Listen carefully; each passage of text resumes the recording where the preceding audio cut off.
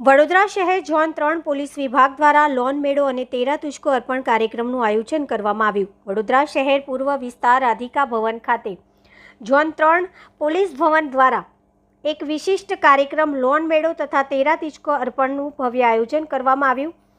આ આયોજન zone 3ના police અધિકારી અભિષેક ગુપ્તા દ્વારા કરવામાં આવ્યું હતું। પાણીગેટ, વાડી, કપુરાઈ, માંજલપુર અને મકરપુરા પોલીસ સ્ટેશનની હદમાંથી મળી આવેલા મોબાઈલ ચોરી તથા અન્ય ચોરીના માલ ફરીવાર અર્પણ કરવા માટે આ કાર્યક્રમ યોજવામાં આવ્યો હતો। 27થી વધુ ચોરીના મોબાઈલ ફોન, ચાંદીના દાગીના, રોકડ રકમ, એક્ટિવા તથા રિક્ષા જેવી ચીજો પરત સોંપાઈ, ત્યારે ટોટલ એમાઉન્ટ 20 લાખ જેટલી પરત કરવામાં આવી। લોન મેળા દ્વારા વ્યાજખોરોને ટાળી કાયદેસર રીતે લોન મેળવી શકાય તે માટે માર્ગદર્શન આપવામાં આવ્યું। આ કાર્યક્રમમાં તમામ પીઆઈ તથા પીએસઆઈ અધિકારીઓ હાજર રહ્યા હતા। ચોરાયેલા માલમત્તા પ્રાપ્ત કરનાર લાભાર્થીઓ પણ મોટી સંખ્યામાં હાજર રહ્યા હતા।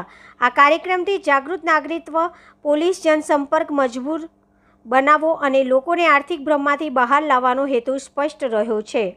કે પોલીસ અત્યારે એટલી બધી ફ્રી થઈ ગઈ છે કે હવે અમે લોન અપાવશે, પણ પોલીસનું કામ કાયદો અને વ્યવસ્થાની સાથે સાથે આપ લોકોની આર્થિક સુરક્ષા પૂરી પાડવાનું પણ છે। આપની સામાજિક સુરક્ષા, આપની શારીરિક સુરક્ષા અને તમામ સુરક્ષાને ધ્યાને રાખીને આર્થિક સુરક્ષા પણ કેટલી જ જરૂરી છે।